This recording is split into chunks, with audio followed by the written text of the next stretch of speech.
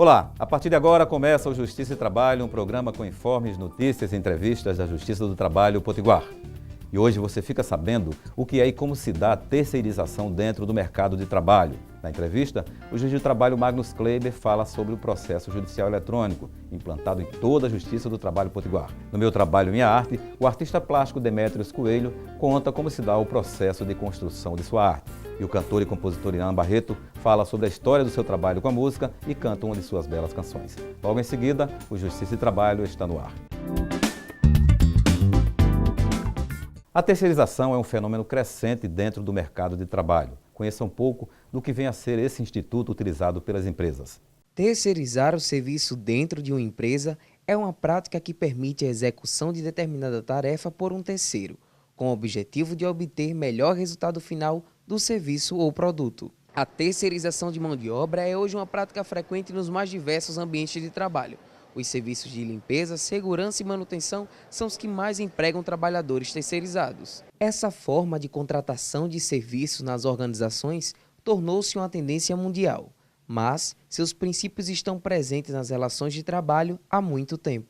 A relação do Brasil com a terceirização, ela surge com o processo de industrialização. Então, nos primórdios da industrialização, no começo do século passado, o Brasil passa a adotar no setor têxtil, mais especificamente no setor das facções, o sistema em inglês de put-out system, em que o proprietário das matérias-primas ele entrega ao trabalhador em domicílio, e esse trabalhador em domicílio serve de intermediário para, no seu núcleo familiar, desenvolver atividades de produção de manufaturas.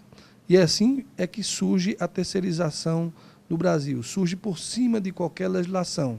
Agora, é claro, a terceirização ela passa a ter um grande impulso historicamente no Brasil quando o Tribunal Superior do Trabalho altera a súmula 256 e edita a súmula 331, isso no começo da década de 90, permitindo explicitamente a terceirização na chamada atividade fim. Ainda segundo o juiz do trabalho Zé Palmeira, a terceirização, quando feita de forma arbitrária, acaba prejudicando a economia do país. No Brasil, nós temos hoje um grande contingente de trabalhadores, aproximadamente 22% dos trabalhadores formalizados no regime de terceirização, e a motivação principal é a redução de custos. E essa redução de custos, ela termina implicando num processo de precarização dos direitos sociais e termina também trazendo um prejuízo até para o círculo virtuoso da economia, já que para alguém consumir é preciso que tenha poder aquisitivo e com a terceirização, o rebaixamento do custo da força de trabalho, há o rebaixamento de salário, há uma diminuição da massa de salário, em consequência, uma diminuição do poder aquisitivo e uma desaceleração da economia. A consolidação das leis trabalhistas não permite que sejam terceirizados serviços da atividade fim da empresa. Apenas serviços da atividade meio podem ser terceirizados. Este é um critério, até hoje, muito contestado. Segundo o TST, a atividade fim é o foco principal da empresa, é aquilo que ela atua de forma fundamental na produção. Aquilo que é periférico na produção é que passa a ser atividade meio. Então, pensemos no exemplo de alguém que produz a camisa, né? Então, a atividade fim seria a atividade de costura, a atividade de corte, mas a atividade, por exemplo, de embalagens pode ser considerado aí atividade fim. Atividade meio, desculpa. Atualmente, tramita na Câmara dos Deputados um projeto de lei que aponta modificações na prática da terceirização. O grande problema desse projeto de lei do deputado Sandro Mabel, o projeto de lei 4330 de 2004, é que ele generaliza a terceirização.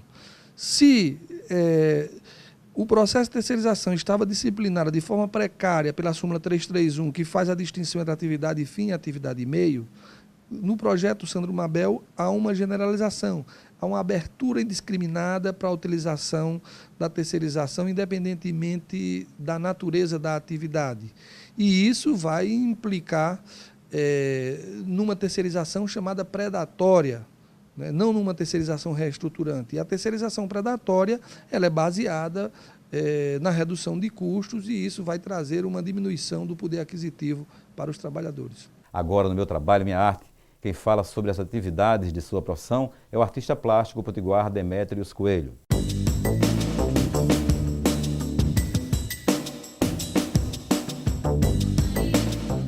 O escultor ele tem que ter uma certa disciplina, né? Até porque tudo que você faz requer peso, né? Então, se você trabalha com uma rocha, tudo é dificultoso, porque você vai trabalhar, traz a pedra, corta a pedra, faz todo um trabalho e sempre você está trabalhando com muito peso. Então você tem que trazer a arte e trazer também o equilíbrio desse manuseio com o material, né? Se você vai pôr uma madeira, pôr uma resina mesmo, você tem que trabalhar com peso. Então é preciso ter uma certa lógica, não só da arte, mas também do trabalho em conjunto, né? Do movimento todo. Trabalha com qualquer outro tipo de arte, você não tem que se esforçar tanto, né? A escultura ela requer um esforço físico, braçal, né? Você tem que ter toda essa logística para até chegar ao finalmente de uma escultura, né? É um pouquinho mais árduo do que qualquer outra arte. É muito operário, você tem que trabalhar muito, você tem que ter uma disciplina, por exemplo, você precisa de ter um corpo descansado para poder ir para uma tarefa de uma escultura, de esculpir, de trabalhar, né? Ela requer muito esforço físico, né? E você tem que ter uma disciplina, né? A disciplina de trabalho, de acordar cedo, de ter o horário. Você não faz uma escultura só com a intuição, não existe isso, né? Você tem que realmente ter uma carga de horária de trabalho. Você trabalha a forma, você tem um esforço físico, né? Você tem que ter o horário destinado, né? É diferente não posso julgar as outras artes, mas é um pouco mais difícil, né? Eu sou Demétrios Coelho, operário da arte, escultor com 25 anos de profissão e potiguar, norte rio-grandense.